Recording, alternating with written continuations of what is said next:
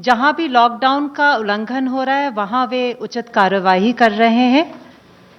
आवश्यक खाद्य सामग्री जैसे गेहूं, चावल, दालें एवं दूध की आपूर्ति की स्थिति संतोषजनक है और इनकी उपलब्धता को निरंतर मॉनिटर किया जा रहा है।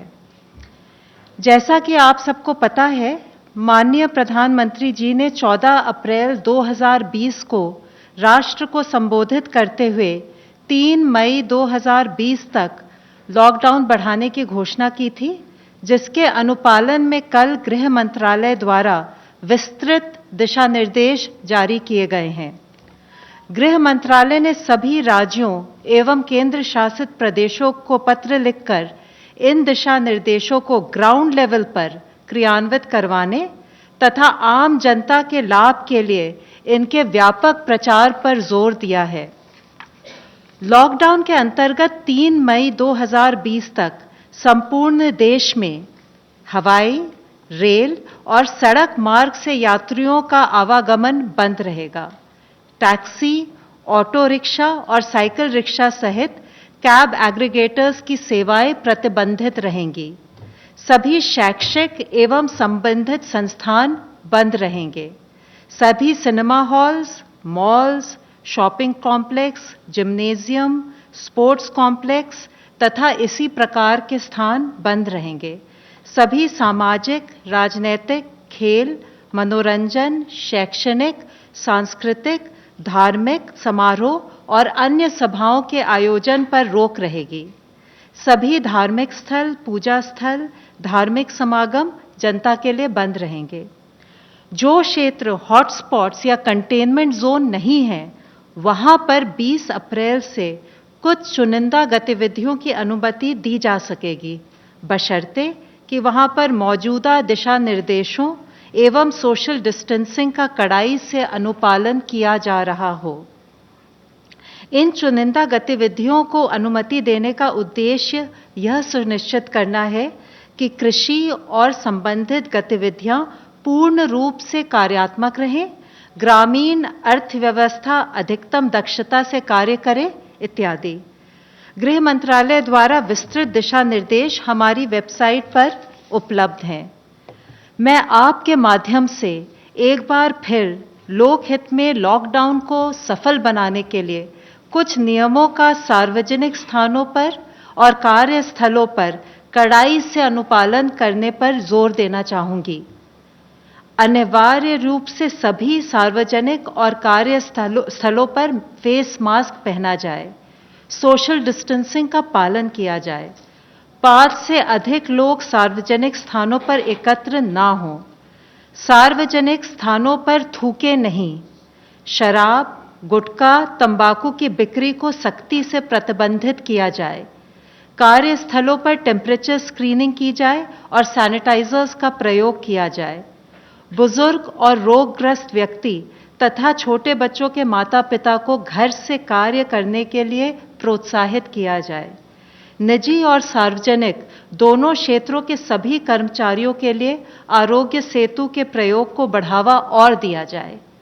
आपसे अनुरोध है कि सभी राष्ट्रीय निर्देश और एसओपीज जो हमारे दिशा निर्देशों के साथ संलग्न हैं, उनको ध्यान से पढ़ें, उनके बारे में जानकारी बढ़ाएं और उनका पूर्णतया पालन करें। स्वास्थ्य मंत्रालय सभी स्टेक होल्डर्स के साथ मिलकर कोविड की इस लड़ाई में जुटा हुआ है। कल माननीय स्वास्थ्य मंत्री और स्वास्थ्य राज्य मंत्री ने भारत में कोविड-19 के कंटेनमेंट मेजर्स को लेकर हेल्थ फंक्शनरीज और साथ में वर्ल्ड हेल्थ ऑर्गेनाइजेशन के फील्ड ऑफिसर्स के साथ एक वीडियो कॉन्फ्रेंस की थी, जिसमें माइक्रो प्लान्स फॉर क्लस्टर और आउटब्रेक कंटेनमेंट के डेवलपमेंट के लिए जिला स्तर पर WHO अधिकारियों के साथ टेक्निकल कोऑर्डिनेशन किया जाए, उस पर विस्तृत चर्चा हुई। साथ ही स्वास्थ्य मंत्रालय WHO की national polio surveillance network team की सर्विसेज को यूटिलाइज करते हुए हमारी ऑनगोइंग सर्विलेंस को कैसे स्ट्रेंथन किया जाए, उस पर भी एक एक्शन प्लान बनाया गया। माननीय स्वास्थ्य मंत्री ने कन्फेडरेशन ऑफ इंडियन इंडस्ट्री द्वारा ऑर्गेनाइज्ड इंटरेक्शन में इंडियन इंडस्ट्री लीडर्स के साथ भी बातचीत की, जहां उन्होंने PM केयर्स फंड में योगदान देने के लिए इंडियन इंडस्ट्री को धन्यवाद दिया। साथ ही माननीय मंत्री जी ने उन्हें एश्योरेंस दिया कि सरकार उनके सामने आने वाली कठिनाइयों से अवगत है और इकोनॉमी के रिवाइवल के लिए किए जा रहे मेजर्स के द्वारा उनके कंसर्न्स को एड्रेस भी किया। इसके अलावा उन्हें कोविड के समय में हेल्थ केयर में मेक इन इंडिया के अवसरों का बेस्ट यूज करने के लिए एनकरेज किया ताकि देश critical health care equipment provision में ज़्यादा रेजिलिएंट और आत्मनिर्भर हो सके। स्वास्थ्य मंत्रालय ने लॉकडाउन के दौरान सेफ ड्रिंकिंग वाटर प्रैक्टिसेस के लिए एक एडवाइजरी कल जारी की है, जिसके तहत पब्लिक हेल्थ डिपार्टमेंट को रिलीफ कैंप्स पर विशेष ध्यान देने और समाज के वल्नरेबल सेक्शंस के लिए पानी की सप्लाई बढ़ाने की सलाह दी गई है। क्लोरीन टैबलेट्स, ब्लीचिंग पाउडर और हाइपोक्लोराइड सॉल्यूशन के एप्रोप्रिएट यूज की एडवाइस भी दी गई है। स्वास्थ्य मंत्रालय ने सभी स्टेट्स और यूनियन टेरिटरीज को कोविड-19 के आउटब्रेक के दौरान इसेंशियल सर्विसेज हेल्थ सर्विसेज की डिलीवरी पर एक डिटेल्ड गाइडलाइंस को भी इशू किया है, जिसके तहत इन सेवाओं में जैसे कि मैटरनल और child health services, prevention and management of communicable health diseases, treatment of chronic illnesses शामिल हैं ताकि उनके कॉम्प्लिकेशंस को अवॉइड किया जा सके और इमरजेंसीज को एड्रेस किया जा सके। हेल्थ केयर वर्कर्स को इन सब बीमारियों के बारे में कार्य करते हुए सेफ्टी इंश्योर करा जाए, उसके बारे में रिक्वेस्ट की गई है। कोविड डेडिकेटेड फैसिलिटीज के अलावा रिमेनिंग फैसिलिटीज ऐसी सेवाएं प्रदान करती रहेंगी। नॉट फॉर प्रॉफिट और प्राइवेट सेक्टर को भी ऐसे कार्य में इन्वॉल्व किया जाए, उसके लिए स्टेट गवर्नमेंट से कहा गया है। ओवर क्राउडिंग को रोकने के लिए टेली हेल्थ सर्विसेज को प्रमोट करना चाहिए। साथ ही लॉकडाउन या रेस्ट्रिक्शंस के पीरियड के दौरान इम्यूनाइजेशन और एंटीनेटल केयर जैसी सेवाओं को रीऑर्गेनाइज किया जाना चाहिए और इस तरह की सेवाओं को कोई एक दिन फिक्स करके प्रोवाइड किया जाए। ये सर्विसेज देते समय भी फिजिकल डिस्टेंसिंग और रिक्वायर्ड इन्फेक्शन प्रिवेंशन प्रोटोकॉल को फॉलो करना चाहिए। Pregnant women, children with malnutrition, TB, leprosy, HIV, viral hepatitis, pulmonary diseases या डायलिसिस जैसी जितनी भी सेवाएं हैं, उनको हमारे सब हेल्थ सेंटर और हेल्थ एंड वेलनेस सेंटर के प्राइमरी हेल्थ केयर टीम उनको मॉनिटर करें और उनके द्वारा हम ये सर्विसेज प्रोवाइड करें, उसके लिए आदेश जारी किए गए हैं। साथ ही बल्क ड्रग्स की अवेलेबिलिटी और प्रोडक्शन को बढ़ाने के लिए मिनिस्ट्री ऑफ एनवायरनमेंट ने एक एनवायरनमेंट इम्पैक्ट असेसमेंट नोटिफिकेशन में अमेंडमेंट किया है, जिसके तहत जो भी प्रोजेक्ट या एक्टिविटीज बल्क ड्रग और इंटरमीडिएट से रिलेटेड हैं, उनका रिकैटेगराइजेशन करते हुए कैटेगरी ए से कैटेगरी B2 में डाला गया है, जिसके तहत उनका अप्रेजल नेशनल लेवल पर लाए बिना स्टेट लेवल पर त्वरित गति से किया जा सकता है। इसके द्वारा भारत सरकार जो चाहती है कि इंपॉर्टेंट मेडिसिन और ड्रग्स की अवेलेबिलिटी बढ़े, और यह अमेंडमेंट 30 सितंबर से जिन्होंने भी कोई भी प्रपोजल दिया है उस पर लागू होगा। आज स्टेट रेगुलेटरी बॉडीज इस कैटेगरी के तहत 100 से अधिक प्रपोजल की समीक्षा कर रही है, जो डिसीजन मेकिंग के डिफरेंट लेवल पर है। अब तक टोटल 1489 पीपल हैव रिकवर्ड, और अगर हम देखें तो एक दिन के अंदर 183 लोग रिकवर हुए हैं। भारत में कंफर्म केसेस की संख्या में टोटल 941 नंबर्स का इंक्रीज नोट किया गया है और टोटल पॉजिटिव केसेस 12,380 12,380 हैं। अब तक टोटल रिपोर्टेड डेथ्स 414 हैं, जिसमें से 37 deaths have been reported in last 1 day. मैं आप लोगों की दृष्टि में लाना चाहूँगा, हमारी इस लड़ाई में, हमारे इस एफर्ट्स में अभी तक भी फील्ड लेवल पर किए हुए एक्शन के तहत 325 ऐसे जिले हैं जहां पर कोई भी केस नहीं आया है। हमारी केस फैटेलिटी रेट अगर 3.3% है, तो हमारी percentage of people who have recovered so far is around 12.02%।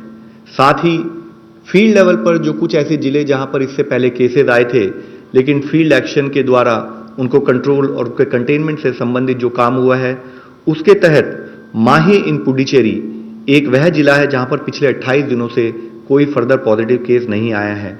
इसके साथ ही 27 ऐसे जिले हैं उन 17 राज्यों में जहां पर पिछले 14 दिनों से कोई पॉजिटिव केस नहीं आया है, जिसमें है कि पटना बिहार से, नादिया वेस्ट बंगाल से, प्रतापगढ़ राजस्थान से, गिर सोमनाथ पोरबंदर गुजरात से, भद्राद्री कोथागुड़म तेलंगाना से, साउथ गोवा गोवा से, उत्तराखंड से Pauri Garhwal, Pilibhit in UP, Rajouri in Jammu Kashmir, west Imphal in Manipur, Bilaspur, Durg, Rajnandgaon Raipur में, छत्तीसगढ़ में, पुडुचेरी में जैसे मैं बता चुका हूं माहे, ऐज़वाल वेस्ट जो है मिजोरम में, देवनगिरी, कोडगु, तुमकुर, उडुपी और बेल्लारी कर्नाटका में, वायनाड, कोट्टयम केरला में, एसबीएस नगर पंजाब में, हरियाणा में पानीपत और मध्य प्रदेश में शिवपुरी। मैं आप सबसे यही रिक्वेस्ट करना चाहूंगा कि फील्ड लेवल पर जो कंटेनमेंट का ये प्लान ऑफ एक्शन इंप्लीमेंट हो रहा है उसके रिजल्ट हमें दिखने लगे हैं। लॉकडाउन, सोशल डिस्टेंसिंग और कंटेनमेंट मेजर्स के इस कंबाइंड एफर्ट से अगर हम लोग इसी तरीके से इस सतत प्रयास में लग रहेंगे तो हमें सफलता जरूर मिलेगी। आज तक हमने 2,90,401 लोगों की टेस्ट की है। उनमें से 30,043 यानी 30,043 इनकी टेस्ट कल हुई। उसमें 26,331 जो थे वो आईसीएमआर नेटवर्क के जो 176 लैब्स है उनमें हुआ है। 3,712 ये प्राइवेट लैब्स में हुआ है जिनकी संख्या अभी 78 है और उनके कलेक्शन सेंटर्स ये 16,000 सिटीज़ के अंदर पाए जाते हैं देश भर में। ये जो कैपेसिटी का बार बार इशू आता है, अभी आपने देखा कि 26,331 वो नेटवर्क में से हुए हैं। हम अगर 9 घंटा काम करते हैं जैसे एक शिफ्ट में करते हैं तो हमारी अभी जो लैब की कैपेसिटी है वो 42,418 है और अगर हम उसको बढ़ा के 2 शिफ्ट में कर दें तो 78,227 लोगों की टेस्ट हम हर दिन कर सकते हैं। दूसरी बात जो बार बार पूछ रहे थे सब, रैपिड टेस्ट किट्स आए क्या? 2 किस्म के रैपिड टेस्ट किट्स आज आ चुके हैं। एक लिवजॉन करके कंपनी का है, एक वॉन्फ्लो करके कंपनी का है। ये जो टेस्ट किट्स हैं इनकी संख्या लिवजॉन की 2 लाख और वॉन्फ्लो की 3 लाख है। इन दोनों किट में थोड़ा सा फ़र्क है। फ़र्क यह है कि लिवजॉन का जो किट है, लिवजॉन का किट और वॉन्फ्लो के किट में आईजीजी और आईजीएम 2 अलग बैंड्स आते हैं क्या? एक इसमें दोनों बैंड एक साथ होते हैं जिसके बारे में हम थोड़ी चर्चा करके देखें। इन दोनों किट्स की सेंसिटिविटी 80% से ज़्यादा है और स्पेसिफिसिटी भी तकरीबन 84% से ऊपर ही है। तो जिस ढंग से इनका जो क्लेम है कि ये टेस्ट अच्छे हैं, शायद उसका पहला इस्तेमाल होगा और हमको खुद को भी उसके बारे में फील्ड कंडीशंस में का पता चल जाएगा। अब जब इन चीज़ों की हम बात करते हैं तो 2 चीज़ें समझना ज़रूरी है। ये सीरोलॉजिक किट्स हैं। अब जब हम सीरोलॉजिक किट्स बोलते हैं, जो एंटीबॉडी देखने के किट्स जिसको हम अभी रैपिड किट करके ज़्यादा जानते हैं, वो किट्स के बारे में हमको थोड़ा समझना पड़ेगा। मेरे शरीर में अगर विषाणु गया तो मुझे क्या दिखेगा? सबसे पहले मेरे नेज़ल स्वैब या ओरल फेरिंजियल स्वैब, जहाँ से स्वैब जो हम लेते हैं उसमें विषाणु नज़र आएगा। मैं अगर और 8 दिन रुकूं, 8 दिन के बाद में मुझे क्या दिखाई देगा कि जैसे मुझे लक्षण आना शुरू हो जाएंगे, उन विषाणु की संख्या ये मेरे गले में या नाक में रहे वो सबसे ज़्यादा होती है जब लक्षण आते हैं। जब उसके बाद में ये गिरना शुरू हो जाती है। अब उस वक्त एंटीबॉडी को क्या होगा? अब थोड़ा एंटीबॉडी के बारे में हम समझ लें, यानी वो क्लैरिटी हमको लोगों तक पहुंचाने आएगी। मेरे शरीर में अगर कोई विषाणु गया तो वो विषाणु को लड़ने के लिए मेरा शरीर कुछ शस्त्र तैयार करता है जिनको हम साइंटिफिक भाषा में एंटीबॉडी बोलते हैं। ये एंटीबॉडी जो होती है, जैसे अगर मुझे बताना है, समझो इस किस्म का विषाणु है तो एंटीबॉडी इससे एग्जैक्टली उल्टी होती है, वो इस किस्म की रहेगी और उसको चिपक जाएगी तो वो विषाणु नाकाम हो जाएगा। अब हमको एक समझना है, इनमें टाइप्स होते हैं। सबसे पहली एंटीबॉडी जो आती है वो आईजीएम किस्म की एंटीबॉडी आती है। ये जो आईजीएम किस्म की जो एंटीबॉडी होती है ये ज़्यादा दिन रुकती नहीं, थोड़े दिन के बाद में चले जाना अपेक्षित रहता है। आईजीएम एंटीबॉडी जैसे आती है तो हमको पता चलता है कि ये इन्फेक्शन रिसेंट है, ऐसे में लगा है। जब आईजीजी एंटीबॉडी आएगी तो मुझे ये पता चलेगा कि मेरी प्रतिकार शक्ति अच्छी हो रही है।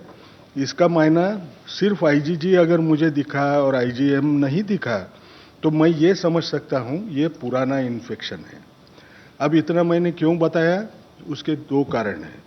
जब हम रैपिड एंटीबॉडी टेस्ट करेंगे तो ये rapid antibody test early diagnosis के लिए नहीं है, ये लोगों ने समझना बहुत ज़रूरी है। अर्ली डायग्नोसिस को क्यों नहीं है कि हमने 10 दिन होने के बाद में या ऑलमोस्ट 2 हफ्ते होने के बाद में समझो मैंने एंटीबॉडी टेस्ट की तो 80% लोगों में ही सिर्फ वो एंटीबॉडी दिखती है। इसका मतलब मेरा डायग्नोसिस 20% में मैं सिर्फ एंटीबॉडी इस्तेमाल करूं तो 15 दिन होने के बाद में भी मैं बोल नहीं पाऊंगा। इसलिए ये डायग्नोसिस के लिए इस्तेमाल नहीं होती है, ये इस्तेमाल होती है सर्वेलेंस के पर्पस के लिए। सर्वेलेंस यानी क्या, जैसे अग्रवाल साहब बार बार आपको ये बता रहे हैं कि हॉटस्पॉट्स होते हैं। अब ये हॉटस्पॉट पे आपको अगर नज़र रखना है तो यहाँ ये बढ़ते जा रहा है या कम होते जा रहा है ये अगर मुझे देखना है तो मैं ये एंटीबॉडी टेस्ट पीरियोडिकली करके मैं जान सकता हूँ।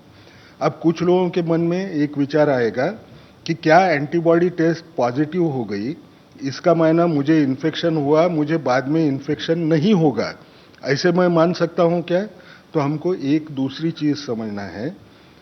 कोई भी विषाणु के खिलाफ जब एंटीबॉडी तैयार होती है, हर विषाणु उस विषाणु के साथ बाद में अच्छे ढंग से लड़ सकती है वो एंटीबॉडी, ऐसे नहीं होता है। उदाहरण के तौर पे देता हूँ, मुझे अभी यहाँ हिंदी में क्या बोलते हैं मालूम नहीं, वैरिसेला जोस्टर करके जो होती, चिकन पॉक्स जो होता है ना, चिकन पॉक्स की जो बीमारी होती है उसमें जो एंटीबॉडी एक बार तैयार हो जाए तो इतने अच्छे दर्जे की होती है, इतनी अच्छी क्वालिटी होती है कि जिंदगी भर बाद में नए सिरे से ये चिकन पॉक्स आपको कभी होता नहीं। लेकिन उसी हिसाब से अगर आपने देखा तो साइंस में का पैराडॉक्स देखो, आपको एचआईवी इन्फेक्शन हुआ, मेरे शरीर में एचआईवी एंटीबॉडी जिंदगी भर दिखेगी लेकिन वो एचआईवी के खिलाफ प्रोटेक्ट नहीं करती है। तो एंटीबॉडी दिखे भी तो हम ये नहीं समझ सकते हैं कि इसका मायना मुझे हुआ ही नहीं है। ये देख यानी मेरा इम्यून रिस्पांस बहुत स्ट्रांग है, अभी मुझे कभी होगा नहीं, ये बोलना कठिन होता है। कब तक कठिन होगा? जब तक इसके ऊपर अच्छा संशोधन नहीं होता, ये एंटीबॉडी कितनी अच्छे ढंग की है इसका पता नहीं चलता जब तक हम इसको इस्तेमाल नहीं कर सकते इस ढंग से। ये क्यों बोल रहा हूँ? हमने सर्वेलेंस पर्पस के लिए इस्तेमाल करना है, ट्रेंड देखने के लिए इस्तेमाल करना है, लेकिन इसको हम अर्ली डायग्नोसिस के हिसाब से हमने कभी इस्तेमाल करना नहीं चाहिए। अब दूसरी बड़ी बात कि हम जब ये एंटीबॉडी टेस्ट के इंडिकेशन बोल रहे हैं कि ये सर्वेलेंस में इस्तेमाल करते हैं, तो फिर एक बार हम याद करवा के देख लें कि ये आरटीपीसीआर जो है पहली वायरोलॉजिक टेस्ट हम किन किन लोगों को दे रहे हैं। अब अगर मैं आपको बोलूं, फिर पुरानी याददाश्त आपको दिलवा दूं कि ये जो टेस्ट किट है, ये जो टेस्ट है किस किस को ऑफर होती है? जो भी ऐसी जगह से इंटरनेशनली आया है जिनको 14 दिन में वो वहाँ गया था जहाँ ये बीमारी ज़्यादा फैली हुई थी, उसको ऑफर हो सकती है, उसको अगर उसके लक्षण दिखाई दे तो। लेकिन आज के तौर पे ये क्राइटेरिया रिलैक्स्ड है, लेकिन कभी ना कभी तो भी, क्योंकि ये अभी तो लॉकडाउन चालू है, इंटरनेशनल फ्लाइट्स नहीं है, कभी ना कभी तो भी ऐसे होगा, फिर हम खुल जाएं उस वक्त ये क्राइटेरिया फिर लगेगा, इसलिए उसको अभी भी रखे हैं। दूसरी बात हमको याद रखना है कि जो भी लैब कंफर्म केस का कांटेक्ट है उसको अगर कोई लक्षण दिखे तो उसको हम ऑफर करते हैं। तीसरी बात, जो कोई हेल्थ केयर वर्कर होगा उसको अगर कोई लक्षण दिखे तो उसको भी ये टेस्ट ऑफर हम करते हैं। चौथी बात, जब हम हॉटस्पॉट में रहने वाले लोगों को देखें, उनमें अगर आपको सारे जगह पे अगर हमने लोग देखे तो जहां भी हमको सारी की केस दिखती है सीवियर एक्यूट रेस्पिरेटरी इन्फेक्शन की, जो एक लक्षण हो सकता है, एक सिंड्रोम के वैसा एक कॉम्प्लेक्स होगा कि जिसमें ये कोविड-19 के केसेस होंगे, तो हम सारी के हर रुग्ण को, हर मरीज को हम ये टेस्ट ऑफर करते हैं। इसमें भी कोई कमी किसी किस्म की नहीं है। और आखिरी बात, जो भी एसिम्प्टोमेटिक है, हाई रिस्क केसेस है, उनके जो कॉन्टैक्ट्स है उनको हम 5वें दिन के बाद में या 14 दिन के बाद में हम ये टेस्ट भी ऑफर करते हैं। और सबसे बड़ी बात, ये जो नए हॉटस्पॉट करके क्लस्टर खुल रहे हैं, ये क्लस्टर के अंदर हॉटस्पॉट की लिस्ट शायद सर ने आपको दी होगी। वो लिस्ट में जो भी जिले हैं, उन जिलों में जिस किसी को इन्फ्लुएंजा लाइक इलनेस हो, यानी बुखार, खांसी और जुकाम, ऐसे कोई इलनेस अगर होगा तो उसको भी ये टेस्ट ऑफर की जाएगी। अब ये मैं क्यों बोल रहा हूँ, सबको बार बार ऐसे लगता है कि शायद हम कम लोगों को टेस्ट ऑफर कर रहे होंगे। इनको छोड़ के और कोई क्राइटेरिया और जगह पे इस्तेमाल नहीं होता है कि जिसको हम कम, यानी हमारे यहाँ नहीं है, बाहर कहीं कर रहे हैं, ऐसा कोई क्राइटेरिया नहीं है। एक चीज़ हमने एक करने की कोशिश की कि ये पूलिंग करके, सैंपल को पूल करके क्या हम लोग टेस्ट कर पाएंगे। तो हमने देखा कि RT-PCR ना, यानी जो मॉलिक्यूलर टेस्ट है, वो मॉलिक्यूलर टेस्ट का इस्तेमाल करके हम पूलिंग कर सकते हैं। पूल्ड इसलिए कर सकते हैं क्योंकि उसकी कीमत कम हो जाएगी, नतीजा वही मिलेगा। ये कहाँ कर सकते हैं, जहाँ जहाँ जो डिस्ट्रिक्ट्स में इन्फेक्शन नहीं है उस जगह पे आया है क्या, ये अगर देखना है तो जिन जिलों में 2% से कम सीरो पॉजिटिविटी रेट है, वहाँ 5 सैंपल का पूलिंग करके हम टेस्ट कर सकते हैं। अगर वो पूल पॉजिटिव पाया गया तो हम ये पांचों के पांचों अगर टेस्ट करें तो हमको उसमें इकोनॉमिक बेनिफिट भी हम रख सकेंगे। सारे लोगों की टेस्ट करने की हमको ज़रूरत भी नहीं आएगी। इसका मायना क्या हुआ कि आज जो हम टेस्ट कर रहे हैं उसके क्राइटेरिया भी बाहर जैसे हैं वैसे हैं। आज हमारा जो नेटवर्क है वो पूरा के पूरा नेटवर्क पूरे देश भर फैला हुआ है। सिर्फ इंतज़ार किस बात का है, हमारी जो कैपेसिटी है वो कैपेसिटी में जितने लोग चाहिए उतने लोगों का अगर मुझे टेस्ट करना है तो लोगों ने घर, जिनको लक्षण होंगे, जो लोगों का कांटेक्ट आया होगा, वो लोगों ने अपनी टेस्ट करने के लिए आगे आना है। पहले ही मैं बता चुका हूँ कि 3-4 दिन पहले हमारे पास 6 हफ्ते टेस्ट करने के उतना स्टॉक था। आज हम ये बोल सकते हैं कि जैसे मैंने कल बताया, आज तकरीबन 8 हफ्ते तक हमको चिंता करने की ज़रूरत नहीं है। हम लोगों की टेस्ट कर सकते हैं। सिर्फ रैपिड टेस्ट जो है ये डायग्नोसिस के लिए नहीं है, क्योंकि ये टेस्ट अब आई तो सब लोग लिखना शुरू करेंगे। लोग सोचेंगे मैं रैपिड टेस्ट करवा लेता हूँ, वो उसके लिए नहीं है, डायग्नोसिस के लिए नहीं है, ये एपिडेमियोलॉजिक पर्पजेस के लिए है।